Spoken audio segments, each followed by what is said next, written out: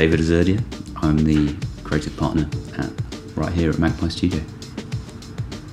And I'm Ben Christie, also creative partner, and we're the founders of Magpie. We're now a 10-strong creative agency based in Brick Lane.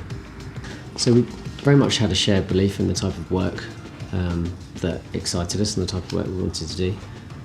We studied at college together. We had the same amazing tutors, two in particular, and we very much cut our teeth on that kind of 60s, 70s advertising kind of approach, that Fletcher Forbes Gill kind of very ideasy, which at the time was very groundbreaking, and that's very much where the core of our thinking was. Yeah, definitely. You've got to bear in mind at the time that the internet was in its kind of fledgling years, and we were kind of just stuck in a library. That was our, so we had. It was our only window on. Yeah, completely window world. on a wider world, and like the Smile and Mind book was our absolute bible at the time. Yeah, and we had two, incredible tutors, Woodge and Malcolm, who were very, very much at the kind of the forefront of that way of thinking, and I think it really shaped the way that we think, and it still comes through now, I think. And I use the phrase advertising approach because I think it is about distilling down that really simple thought and just getting that kind of right level of wit into it. So I think wit and humour has always been a big part of our work, and obviously sometimes it's more appropriate than others.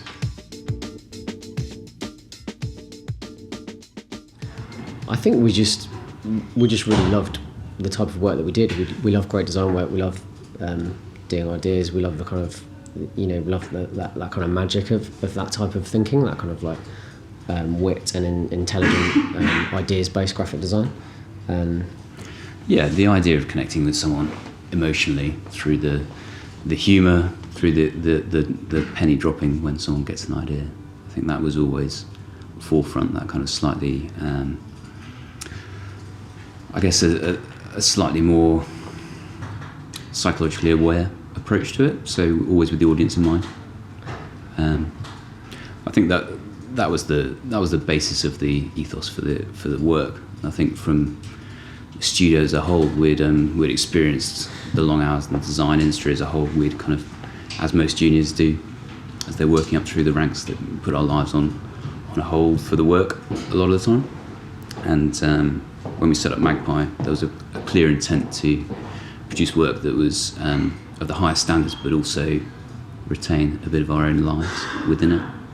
Yeah, I think we're lucky enough to have a job that's our hobby, but you want to be able to manage that and creatively be able to get the best out of yourself. And we've always shared that thing of if we're happy in life and our general well-being, then that breeds creativity. And I think that's the same for the way that we wanted to set up the studio.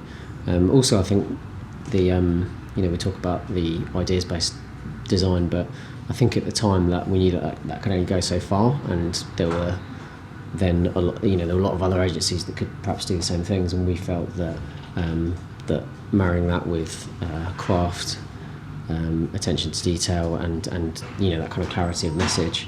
So really, we did at the time. It sounds quite sort of cliched now, but styling, that balance of style, craft, and ideas was really what we were focusing on, and we felt that we could deliver on that. So some of our clients have been with us since we set up. Building those kind of lovely working relationships where you have that trust. The larger projects come in. You end up not just working on collateral, but then influencing direction of the brand, influencing strategy for much larger companies as to how they approach their audience, how they get to influencing. It's been a slow but rewarding process. I think getting involved in business decisions as well really is ultimately what it's moved into. And when we first started out, just a few guys doing some nice design work and maybe startups and things like that. And now we're actually having an influence at board level, and that's great, and that's really, for us, we're always looking to try to get to the top of the tree in terms of stakeholders. So we've learned that some of the best jobs that we've done have had fewer stakeholders, basically, or a really brave client. So I think as we've built the team, we've tried to handle those projects better. So how we get to speak to the decision makers, and that to me is directly linked to creativity. We're still looking for our first beer job. The perfect client. Whiskey, maybe. I think we started off with a dream client base, really. We started off working for a number of companies who were just,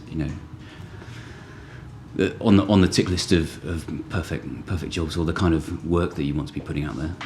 Working on stamps from the get-go was amazing. I think that really the thing for us is that I suppose through human nature, we're inherently easily bored. So I think that maybe I shouldn't say that. I think it's the kind of excited side of that we kind of get. It's part of where the name came from. We're kind of sparkly-eyed, and we love having fresh new challenges. And I think, going back to the dream client question, it's something that does actually come up quite a bit, and people ask us, or we ask ourselves. And I think we're beyond that kind of, in the broader sense, the kind of glamour of a certain client. And we get more excited now about the attitude of the client and the behaviour of them. So for us, the most exciting job is something where we feel that there's the appetite for change. And I think when the client feels that, and you feel that they value what you do, and the fact that it can make a difference, creativity can make a difference, that's really exciting.